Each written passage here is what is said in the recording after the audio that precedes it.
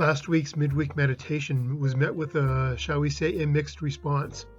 Some people really appreciated my little rant about mask wearing and anti-COVID hoaxers and that sort of thing.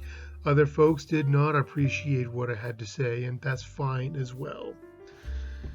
But what hasn't changed is my encouragement for you and for all of us to engage in the Advent discipline of patience, especially when the government has announced more lockdown measures that some say should have happened weeks ago after Thanksgiving, and we wouldn't be in the place we are now.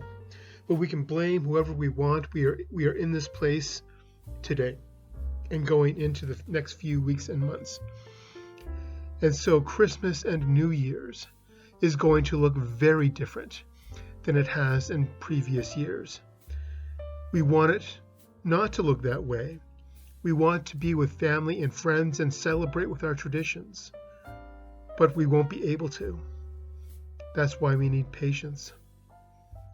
We want to celebrate New Year's with our friends and go out and have a good time, but we won't be able to. So we need to have patience.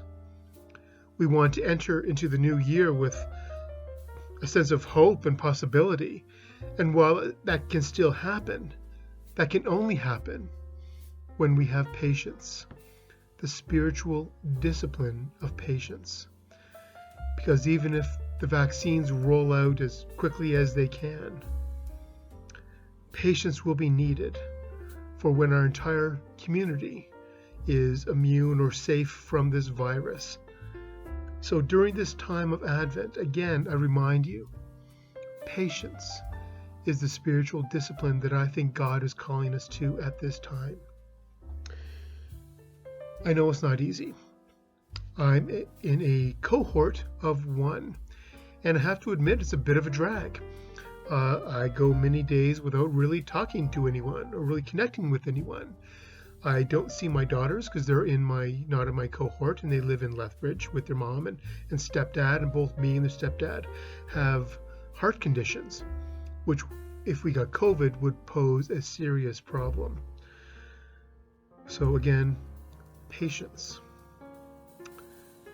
We know that this will end, but it will not end tomorrow. So we might be stuck in Advent for a little while, stuck in the season of patience and of waiting. But also, it's the season of anticipation and possibility. How can we grow through this season? How can we grow through this moment? What is this moment teaching us? What is this COVID time telling us about us as people and us as a common humanity? How is God speaking to us through this virus? For me, if anything, God is saying through this virus is that we are as interconnected now as we ever have been, or at least now we are recognizing it, so that we can change our community. We can look at our neighbors differently.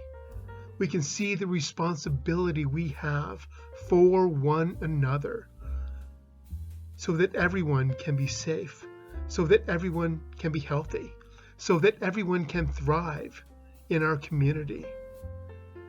We need one another to grow. We cannot escape one another.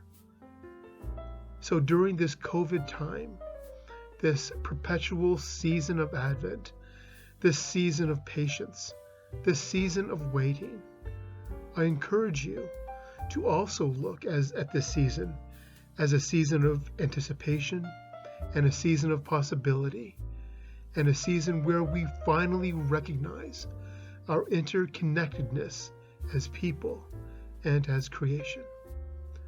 Amen.